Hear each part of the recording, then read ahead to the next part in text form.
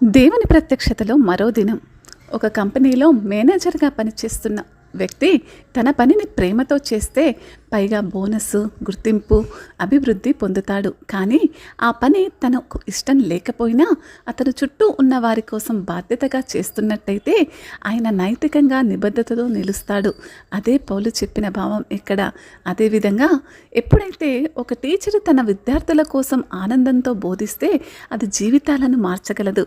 కానీ ప్రేమ లేకపోయినా కనీసం తన బాధ్యత నిబద్ధతతో చేస్తే విద్యార్థులపై అది మంచి ప్రభావం ఉంటుంది. అయితే దేవాతి దేవుడు ఏమని సెలవిస్తున్నాడంటే, దేవుడు ఎప్పుడైతే యోనాను నినేవేకు పంపాడో యోనా వెళ్ళడానికి ఇష్టపడలేదు. ఆయన తిరస్కారం, మరి నీవు శత్రువులపై కరుణ చూపుతావని నాకు తెలుసు అని దేవుని యొక్క స్పష్టతమైన నిర్ణయాన్ని యోనా ఎదిరించాడు. కానీ దేవుని ఆజ్ఞను అతడు తప్పించుకోలేకపోయాడు. చివరికి వెళ్ళి దేవుని వాక్యను ప్రకటించాడు.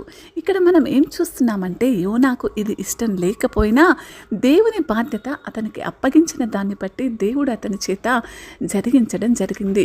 కొరింథీయులకు రాసిన మొదటి పత్రిక 9వ అధ్యాయం 17వ వచనం, ఇది నేను ఇష్టపడి చేసిన ఎడల నాకు జీతము దొరుకును, ఇష్టపడకపోయినను గృహ నిర్వాహకత్వము నాకు అప్పగింపబడెను. ఇష్టపడి చేసిన ఎడల నేను ఈ పని ఆనందంతో స్వచ్ఛందంగా చేస్తే అది నాకు జీతంగా ఫలితాన్ని ఇస్తుంది. ఇష్టపడకపోయినను అంటే నీ తండ్రి లేకపోతే నీ పరలోక తండ్రి పరిచర్యే కావచ్చు, లోకరీత్యమైన పని తండ్రి ఎడల కొన్ని బాధ్యతలే కావచ్చు, అవి నీకు ఇష్టం లేకపోయినప్పటికీ నువ్వు వ్యక్తిగతంగా నీ బాధ్యతతో నువ్వు నిర్వహిస్తున్నట్టయితే ఖచ్చితంగా దానికి నువ్వు ఫలితాన్ని పొందుకుంటావు. దేవుడు మనల్ని ఉంచిన బాధ్యత కల్లా మరి గృహానికి లేకపోతే ఒక గృహ నిర్వాహకత్వానికి మరి లోకంలో మనం చూసినప్పుడు ఇదంతా కూడా మరి క్రీస్తు యొక్క రాజ్యం ఏర్పాటులో మనల్ని ఆయన ఏర్పరచుకున్న విధానాన్ని బట్టి ఆయన మనకిచ్చిన కార్యాన్ని నిబద్ధతతో నిర్వర్తించవలసిన బాధ్యత మనపై ఉందని ఈ వచనం ఎంతో స్పష్టంగా తెలియజేస్తుంది.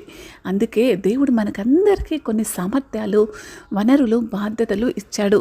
మనం వాటిని ఎలా వాడుతున్నామన్నదే అసలు ప్రశ్న. మనకు ఇచ్చిన సమయం, డబ్బు, సేవ, అవకాశాలు ఇవన్నీ దేవుని దయ. వాటిని మనం జాగ్రత్తగా నిర్వహించాలి. దేవుని పిలుపును ఏమాత్రం నిర్లక్ష్యం చేయకూడదు. పరిచర్యలో శ్రద్ధ అవసరం. పిలుపు అంటే ఉద్యోగం కాదు, అది మన హృదయాన్ని కోరుతుంది. కానీ హృదయం లేకపోయినా బాధ్యతను విస్మరించకూడదు అనే ఈ నేటి సందేశం.